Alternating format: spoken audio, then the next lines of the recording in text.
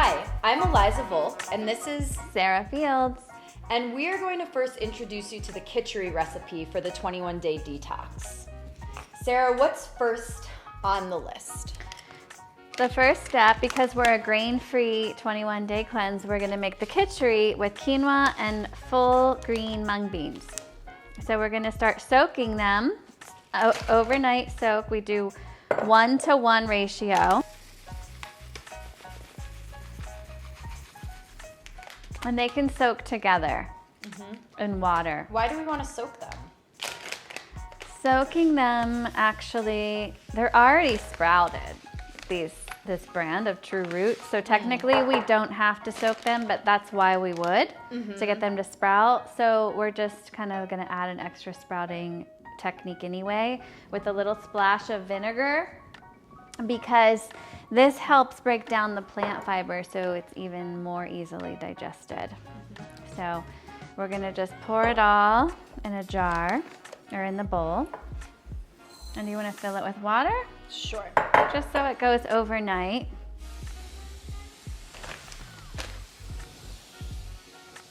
And is this a good thing to rinse them, to like put a strainer or a colander and kind of rinse Just them a couple times? Like a tablespoon or two of the vinegar.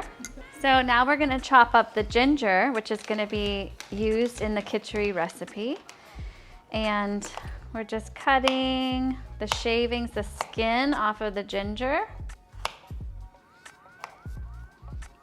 So we wanna get about a big chunk of ginger to go in our batch of Kitchari, the mung and quinoa that are soaking overnight. It is here in the Appalachian Mountains, the dead of winter, and so ginger has a warming quality as well as digestive properties. So we're gonna throw this into our Kitchari.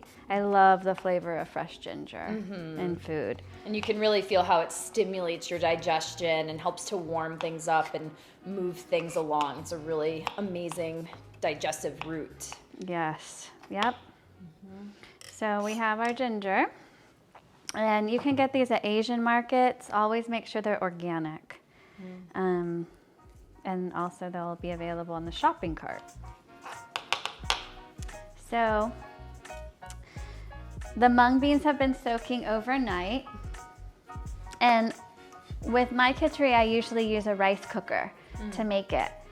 You can use stovetop, you can use pressure cookers, you can use crock pots. They all have a different style. So for today's purposes, we're gonna use a rice cooker, which this rice cooker is about 15 years old. That's to go to tell you the quality of these boogers. If you always wanna have good rice, this is a really good investment. So basically all we do is dump the Kitchari that's been soaking overnight into our rice cooker.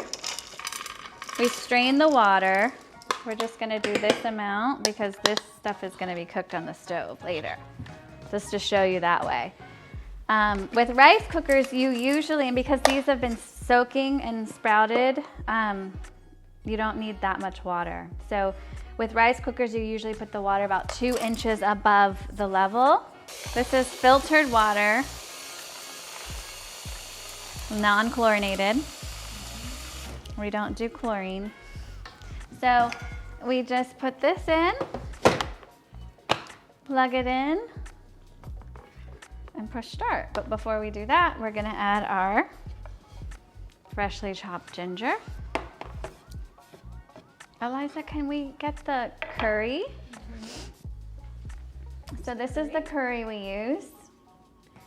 This is a Frontier Co-op, non-GMO, non-irradiated. And it's got lemon, turmeric, lemon. And we're gonna use about 4 tablespoons, or 2 to 4. 2 to 4 tablespoons is the recommended, and you just kind of do it to your flavor, your taste. I'm gonna do 3 today because I wanna feel some spice and taste it. So the other thing we add to it while it's cooking is a little pink salt. And this is the salt that we use throughout all the recipes, or most of them. Go. Pinch. This salt is very strong, so it goes a long way. I always suggest pouring salt into your hand first because it can pour out and then your whole cuisine is kaput. All right. Are we missing anything else in the cook process? Great. At the end, when it's near done cooking, after we push the start button, we'll add some ghee. Yeah, so ghee, or could use coconut oil, right? Just something Coconut oil. oily and lubricating for the digestion.